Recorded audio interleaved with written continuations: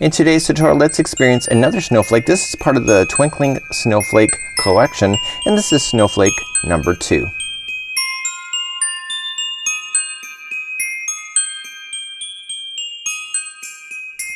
Welcome back to the Crochet Crowd as well as yarnspirations.com. I'm your host Mikey. Today's tutorial we're going to cover another snowflake in the Twinkling Snowflake collection. There are 3 and this is number 2. We already have a video available for number 1. So what we have here is a really kind of a simple idea, and this is actually going really quite quickly. There are only 3 revolutions of this whole thing, if you can imagine, and it's not too complicated, and I think it's kind of neat. And then you can starch it up and use it as a Christmas decoration. You can also just apply it maybe as a coaster if you wanted to. You've got lots of great ideas. We're going to be using cotton yarn today, the Bernat Handicrafter. You can use Lily Sugar and Cream as well.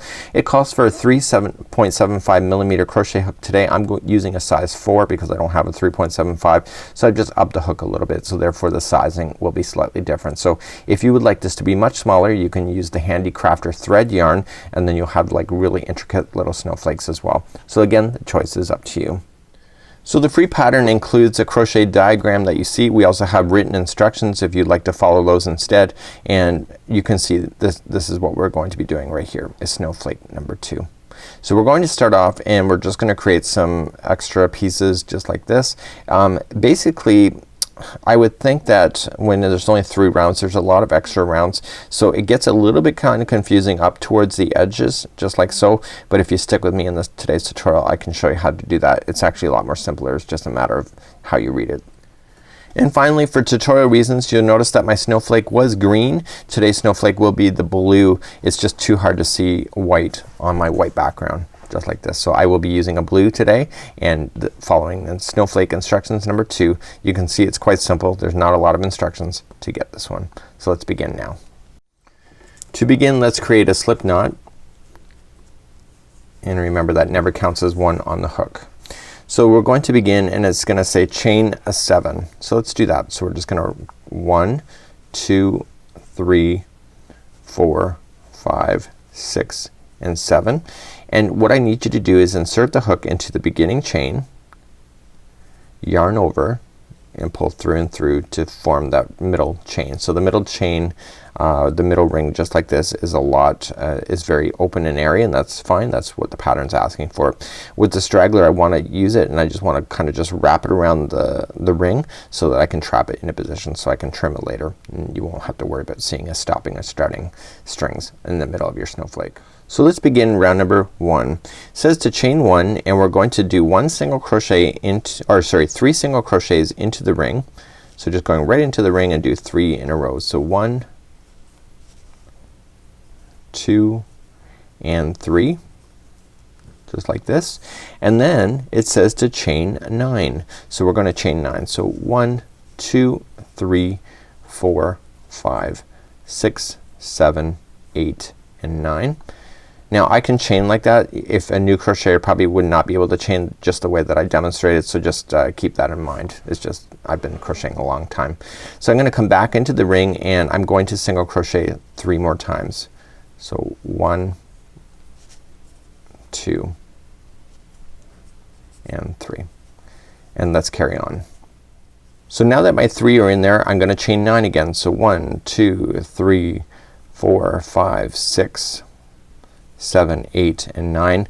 Coming back into the center of the ring, I want to put 3 more single crochets. Do you notice how I just do it without really saying much about it, but I just pinch, I just push that down, and I go around and I single crochet. And I do that so because it keeps the chain in control as I go back into the ring. So that was 1 of 3, 2 and 3, and then chain 9 again. We want a total of 3 of these, or sorry, of 6 of these large chain spaces just like this. So another 9. So 1, 2, 3, 4, 5, 6, 7, 8 and 9, and coming back into the ring. So 1, 2 and 3. Let's do another 9. So 1, 2, 3, 4, 5, 6, 7, 8 and 9. Coming back into the ring. 1, 2 and 3, Now here's the thing, you're going to run out of space just like you see me, but because it's going around the ring you just have to pull on it and expose more of the raw ring for you. Okay, so let's do another. So we have a total of 4 of these big chain 9 spaces, but we need a total of 6. So let's chain another 9. So 1 2 3 4 5 6 7 8 7 7 7 8 and 9, and then coming back into the ring 1 2 and 3. So that's 5 of these chain spaces. We got to do another one. So 1 2 3 4 5 6 7 8 and 9, and this time we have to come back down. So this is the final one of the 6. We just slip stitch to the first single crochet that you started with, and we need to fasten off at this point. So grab your scissors and trim your yarn and just kind of wrap it around your hook and pull through, and I need you to do a nice job of just weaving in these edges. So just using a darning needle or just your hook. A darning needle will hide it better, but if you're going to be stiffening these up, this string is gonna harden up within it anyway, and then you can deal with it later as well. So you can actually see you now have 6 chain 9 spaces, just like so. So let's move up to row number 2. The reason why we did fasten off, by the way, is that we have to start at the top of these. So because we finished off at the bottom, if you go to slip stitch all the way up, you're gonna see it, and it's gonna have one particular petal or edge that's not gonna look right. So let's start on row number 2. Let's begin row number 2, and we're gonna start off with a slip knot, and I do this as extra precaution when I go to start my work. So we're gonna go right into a chain 9 space.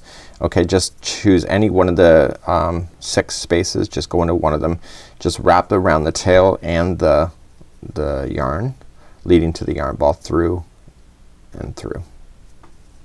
Okay, so now we're ready. So just drop that straggler down out of the way. So let's begin. We are going to chain 3.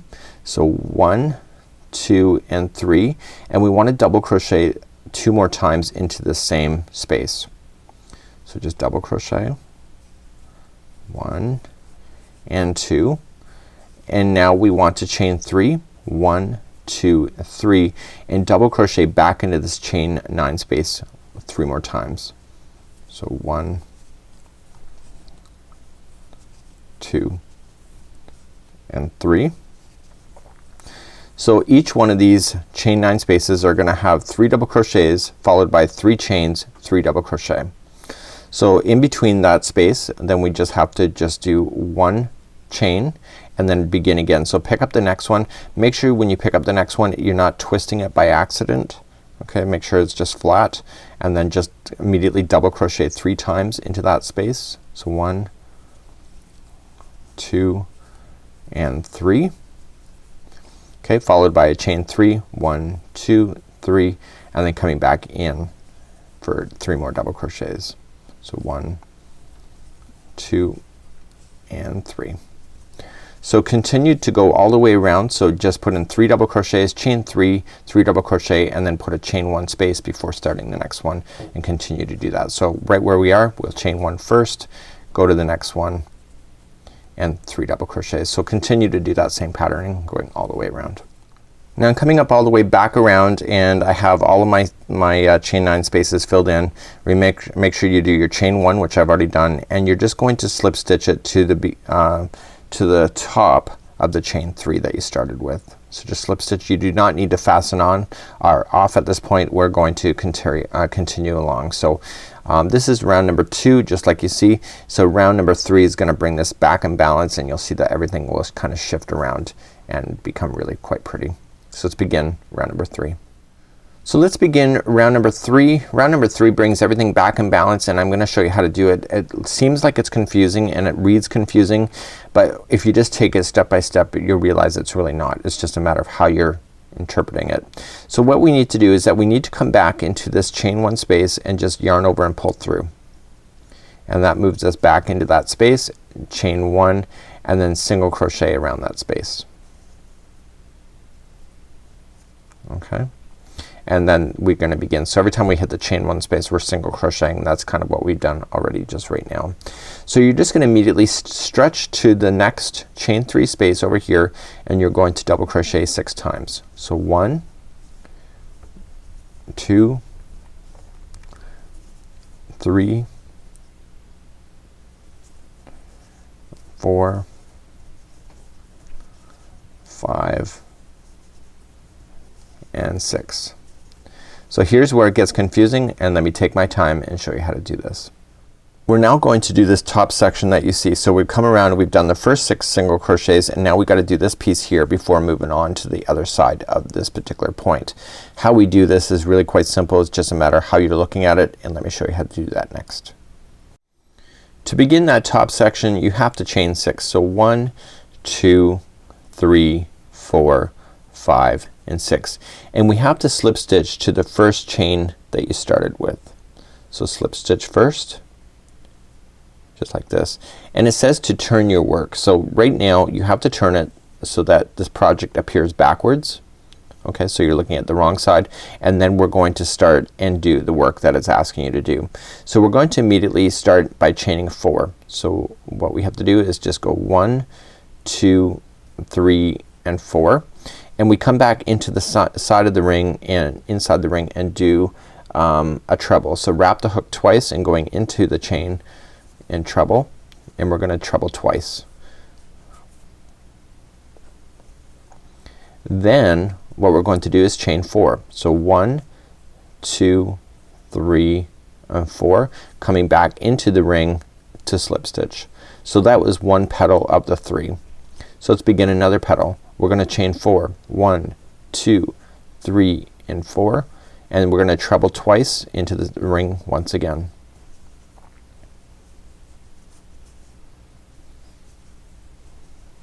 Okay, once you get that done you are going to chain 4. 1, 2, 3, 4, coming back into the ring again for a slip stitch, and then we have to create the third one. So chain 4. 1, 2, 3, and 4, treble twice,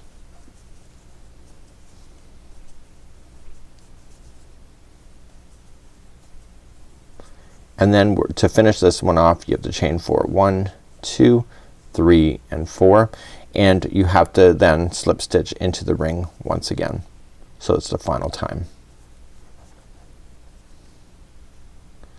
So this is what we have to do. So we have to then turn it. So do you see how the 6 single crochets are right in front of me? You have to turn your project back and then begin 6 more double crochets into this same section already. So just gonna have to jam it in there.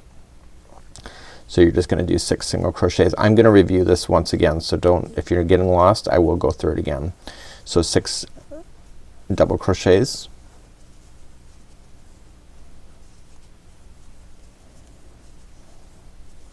so I've lost count here because I was looking away. So 4, 5, and 6. Once you have your 6, then chain 1, single crochet into this chain 1 space here.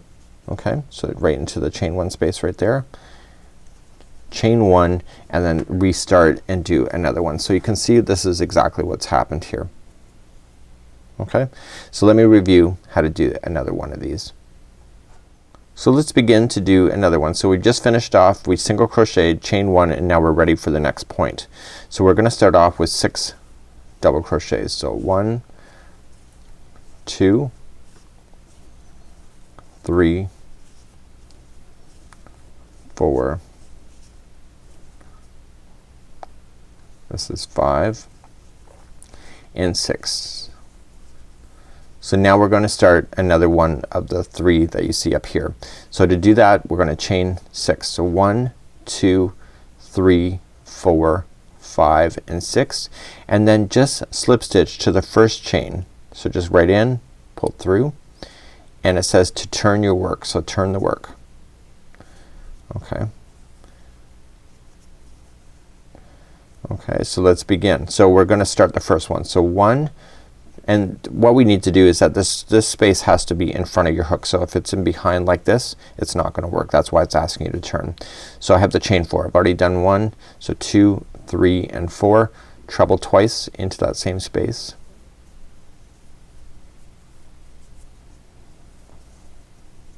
Then followed by a chain 4. 1, 2, 3 and 4, coming back in. Okay, chain 4, 1, 2, 3 and 4.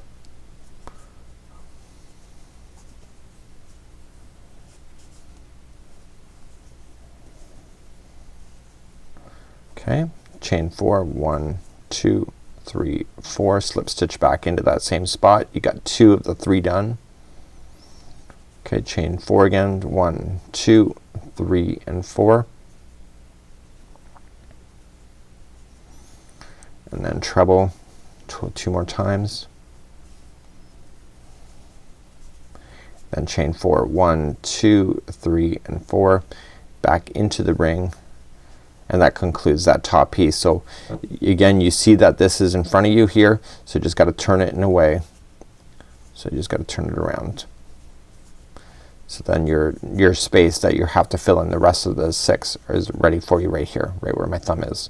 So we're just gonna do 6 double crochets into that same spot. This first double crochet stabilizes that top piece, by the way. So it's 2, 3, 4, 5 and 6. Okay, once you get that done, chain 1, single crochet into the chain 1 space right in the middle of the point sections, and then move up, chain 1 and then start another one just like you have already. So once you have these hardened done, you have these beautiful spaces at the top. So let me do this off camera and I'll see you back here and we'll conclude this video tutorial for today. When you come up all the way back around, you're gonna have all your points done. Of course, you're going to get this last one done. Don't forget the chain 1 first, and then you're just going to slip stitch it to the beginning single crochet right there. Okay, so this is exactly how you would finish. Just trim your yarn, weave in your ends, and if you're going to harden your yarn or your snowflake, you can use it as a ornament. It is pretty big when you upsize your hook just like this, but you know what, this makes for great gift toppers and more. So this is Twinkling Snowflake number 2. Again, everything is just resting inside these chains, so you can just kind of move stuff around if you have to. I would give it a really good stretch and just make sure everything looks pretty even before you go through the hardening stages if you're gonna choose to do that. So until next time, I'm Mikey on behalf of the Crochet Crowd as well as the yarnspirations.com. Stay tuned for more free patterns and snowflakes coming along real soon. Until then, we'll see you. Bye bye.